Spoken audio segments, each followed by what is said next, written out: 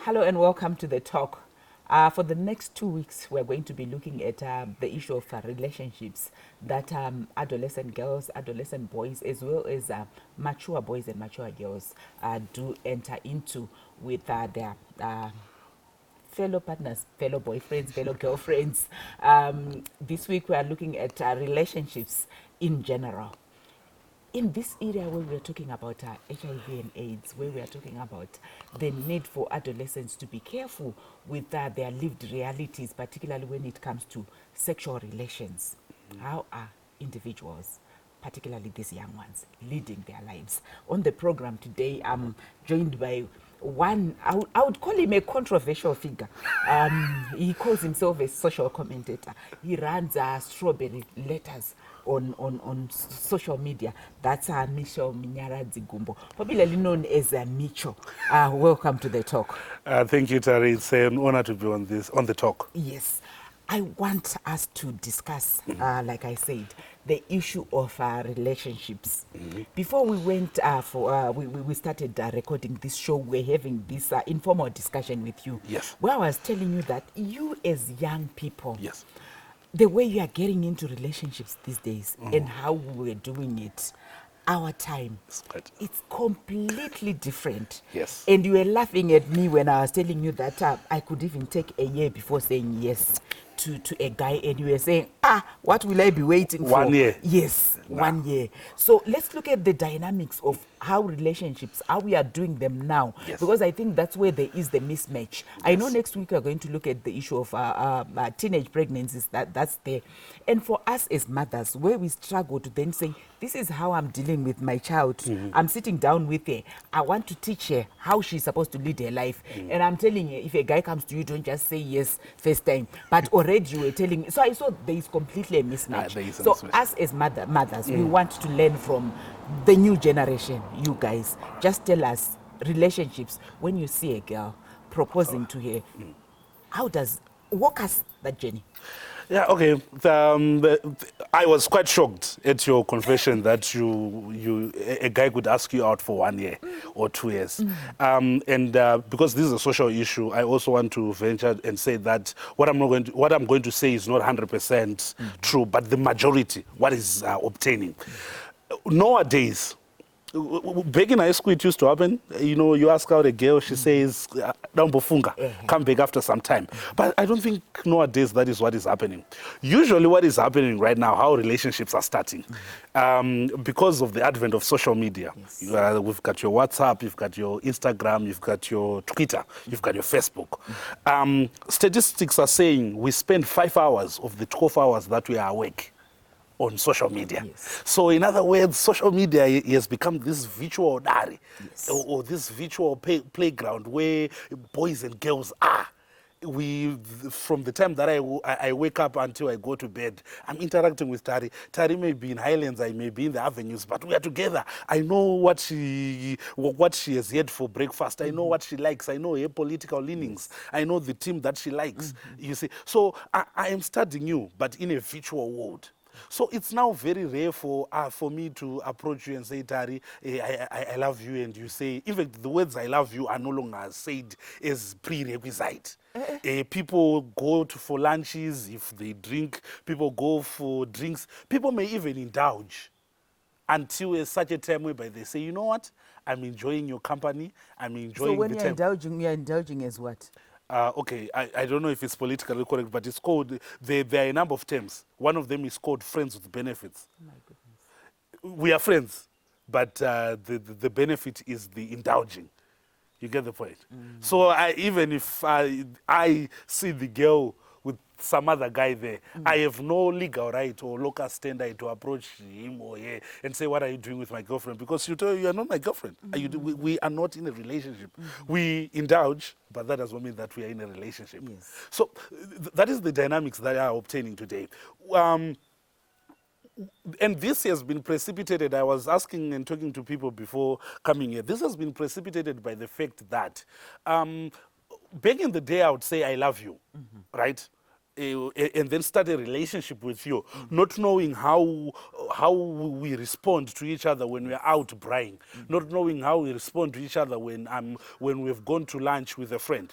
But saying I love you at the end of these dates, these lunch dates, supper dates, or even indulging dates, I think is actually the true reflection of me loving you, because I now know you.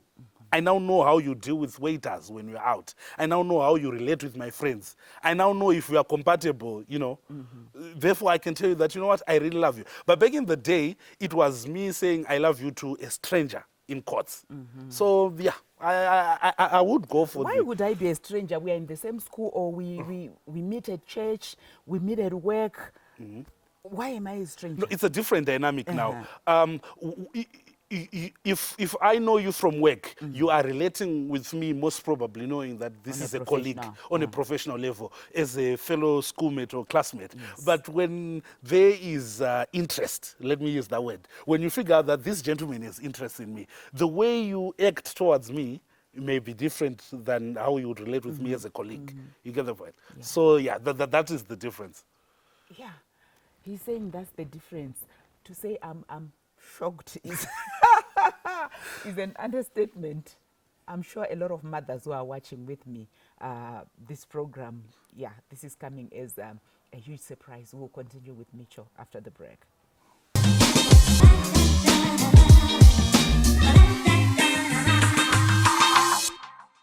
Come back, we continue with our discussion with Mitchell. So, Mitchell, the way you were explaining everything, Yes. I equally got worried, especially with the friends with benefits, where there is indulging without even having any relationship, where I love you doesn't just come, you know, other things do come in. So, us as mothers, as your aunts, how do we deal with this issue? Because where I'm coming from is, I'm seeing there is a gap between parents and children. And this is where really I want this discussion to lead to. Yes. Where we are saying, from what you have said, I actually don't even want to continue hearing more, because I will be shocked more. I can collapse. So I want us to address that gap. I know in the third segment I'm going to have a fellow mother as well to explore more on the issues that you are raising. All right. I'm not sure if she's not also equally shocked with what you are saying. Okay, you know, it's been argued from a psychosocial point of view that a parent's influence over his or her kids usually ends by year 7. Usually, I'm not saying. From year 7, they adopt teachers as the role model. I'm sure when you were helping your daughter do homework, she said stuff like, but teacher what? You know, it's the teacher becomes the pinnacle. In her teenage years, or in his teenage years, friends sadly become these social influencers in his or her life, right? So the first step in what you're saying would be most probably to deal with the kind of friends and company that she's keeping.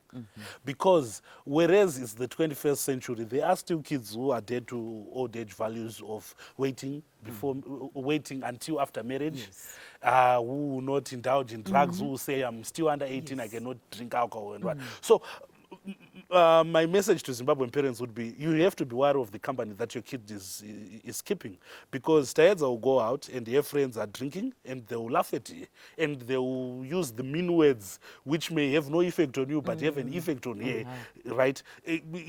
All of that in an effort to describe her that she's backward. In other words, akasara.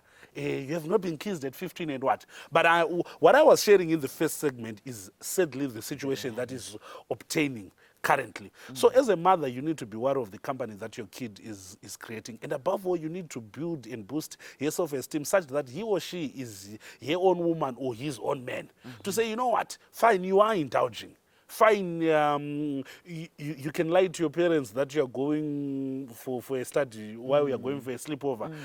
I do not do that, because that is the situation that is happening. That is the situation that is happening. And sadly, a 20-year-old guy like me may struggle with dating women in their 20s also, for different reasons. Most probably they want nice cars, or they So want which ones are you dating? No, I wanted to give that example. But I'm looking at 28-year-old old guys. Which age are you dating? 27, 26, 25, 30 24. something? 30 something, yes, yes. There are equal. There are some who date 30-year-olds for either love or the economic benefits that accrue from that. Yeah. And yeah, that is happening. Yes, that is happening.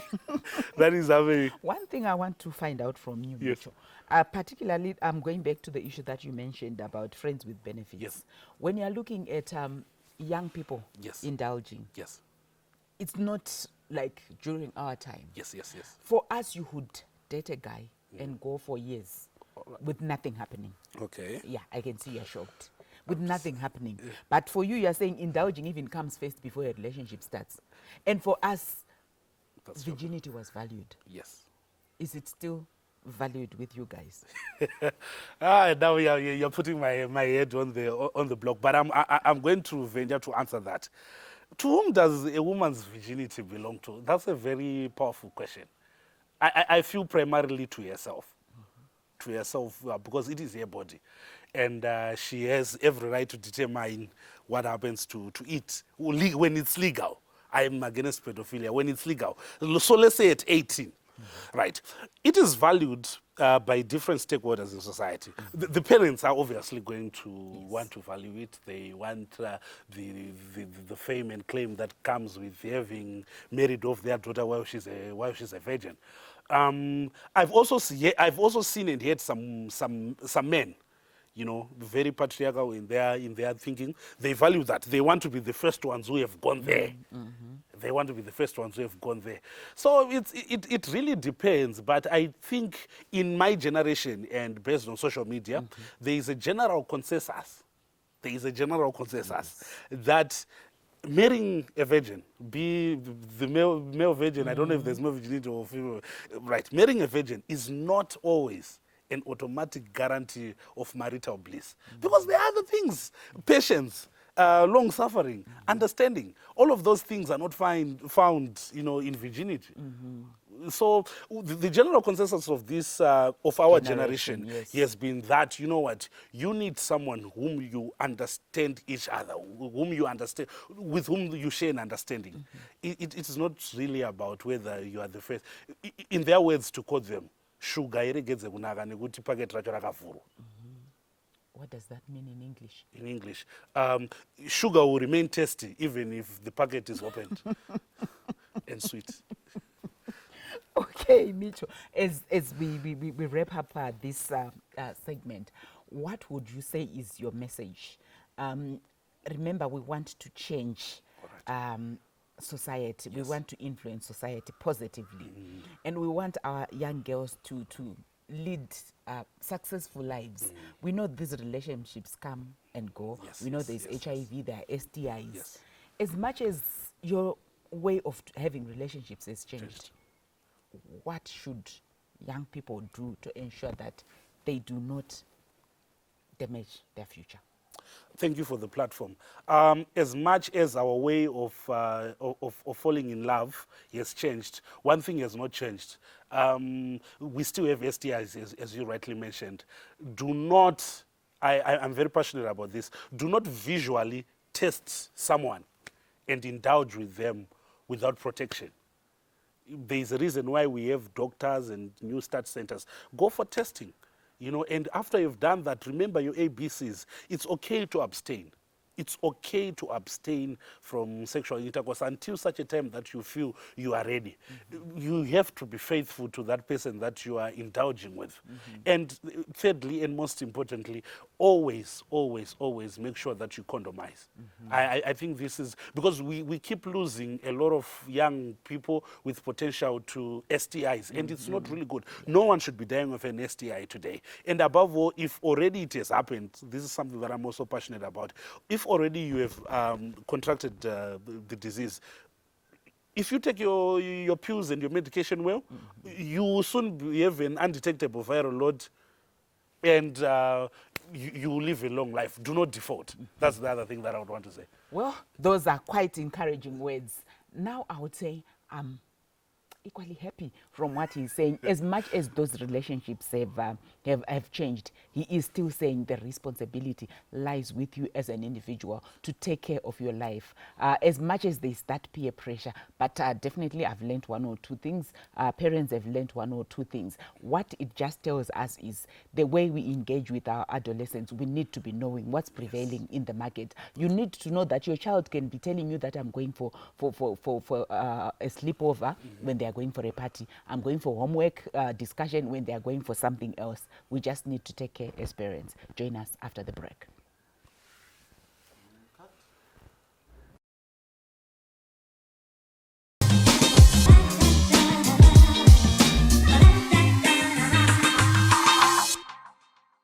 We continue with our discussion. When the first and second segment, we had Mitchell, who was telling us as parents in terms of how relationships are actually being run in this day and age. Next week, I would encourage parents who are actually watching, because we're going to look at the issue of teenage pregnancies. And I do feel that a lot of the issues that he raised in this particular episode have a bearing on what we're going to be discussing as well next week. Because when it happens, like the friends with benefits that he was talking about, when protection is not considered, yes, a young person is bound to fall pregnant. And then what are the consequences? I'm now joined by a fellow mother, I would say, Ethel Mpezeni. Ethel, you heard the issues that Mitchell was raising. I want your response. For me, initially it was a shock, but later on as he progressed, I learned one or two things that I still felt that, yeah, as parents, we need to know how things are going. I would say when you're looking at us, we do it the old way. And I would still say, I'm still convinced the old way it works better. I want to hear your views. I don't want to influence you. You know what? I'm equally shocked as well, because maybe it's because I'm an old-fashioned type of mother, and that's just how I am. And what I really, really, really paid attention to is when you were saying friends with benefits. Yes.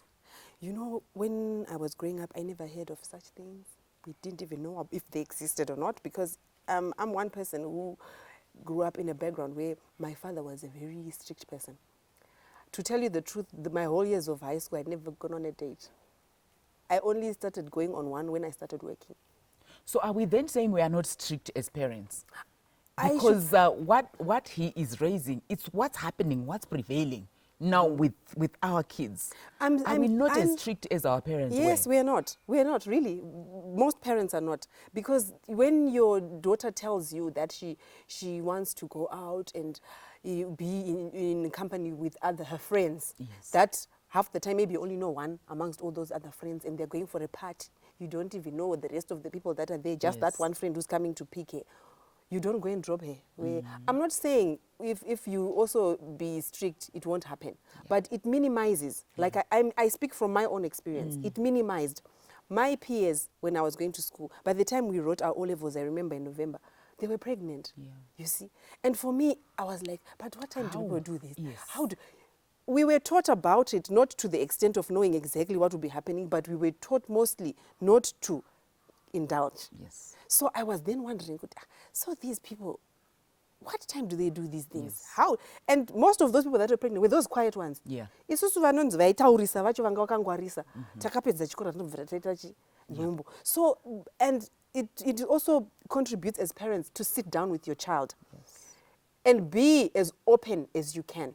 Because the moment you want to start to pretend and not show interest in what is happening now, vana tete kudhara vaivepo Yeah. nana mbuya Now we ike don't zvino have. hatisisina. Yeah. So you need to sit down with your daughter and tell her as it is. If you Inzwai don't zvana- tell her, there is Google, there is social Yes. media, like what Mitchell was saying. Yes. This is where they see everything And that's experiment happening. manjika kana waverenga kusocial media you would want to experiment. But if you sit down and tell her, like I'll tell you, I sat down with my 17-year-old and I told her exactly as it is.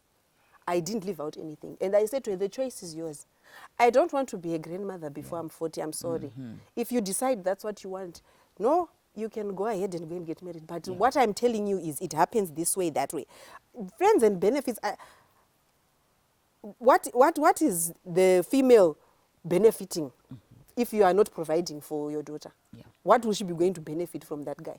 The Because- encounter, But do they're they enjoying know what it themselves. is? Yeah. Do they know what is supposed to happen when you indulge? Do they know? They don't know. Most of those people, they just do it because of peer pressure. They don't know what it is to indulge. Because as married people, even the first years of marriage, you are not really, you don't understand what it is exactly you're supposed to be enjoying Yeah. about each other. But as time goes on, that's when you also learn to enjoy each other's bodies. You know what I mean? So as teenagers, what are they enjoying? Yeah. But then, if we are looking at the reality that's there, in terms of us as parents finding that common ground now, do we need to get to a point where we are then saying, now we are compromising, so that at least when I'm sitting down with my daughter, I'm communicating what's happening out there, or we still continue with what our mothers told us to then say, if a guy comes to you, you don't just say yes there and there, because Mitchell was saying, if you are saying no, then I'm taking it, it's a no, and I'm going to the next girl.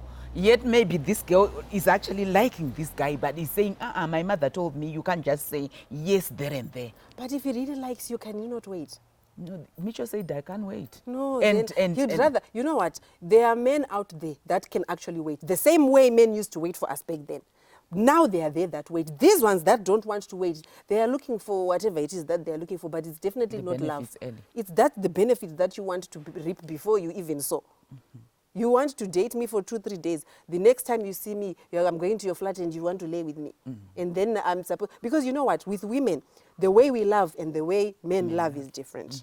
It's totally different. So I'm going to lay with you today after 3 days of knowing you. And already, to me, it's a relationship. Yeah. But when I meet you the next day with another woman, I'm just going to get jealous. Yes. And Mitchell was saying, if it's friends with benefits, if I see you with another guy, I'm not even going to be worried. I'm like, okay, I'll see you later. You see, that's what I'm saying. Women and men are different. Yeah. If I see you with another woman, I'm definitely going to ask you. Punches Because I've even. given you my honeypot. So I'm expecting you to be loyal to me. Yeah. That's women for you. We are not like men. We were designed differently altogether. So what would you say would be your message to mothers, fathers? We're looking at parents, guardians, as well as our children. Well, to mothers and to parents as a whole, is they should sit down with their children. It's very, very important. Don't think the school is going to do that for you. If they don't have those anymore, then it's your duty as a parent to sit down and speak with your children. And they will update you also with what is happening. And then you guys will sit down and come together and say, okay, now since this is what is happening these days, I think we should move this way. So that you reach a common ground whereby she is understanding where you are coming from. And you also understanding where she's coming from. Well, need I even say more? We heard all about it. We heard from the young people. Mitchell, what he was really saying might not even be a reflection of his own personal life, but knowing the work that he does. He works with a lot of adolescent boys and girls, and what he was expressing is exactly what is happening in our communities. As parents, we do need to take note so that when we are intervening, when we are sitting down with our children, we know the best way to communicate. We have HIV, we have STIs. Our children, we need to protect them. Until we meet again next week, where we are focusing on the issue of teen pregnancies. Join us.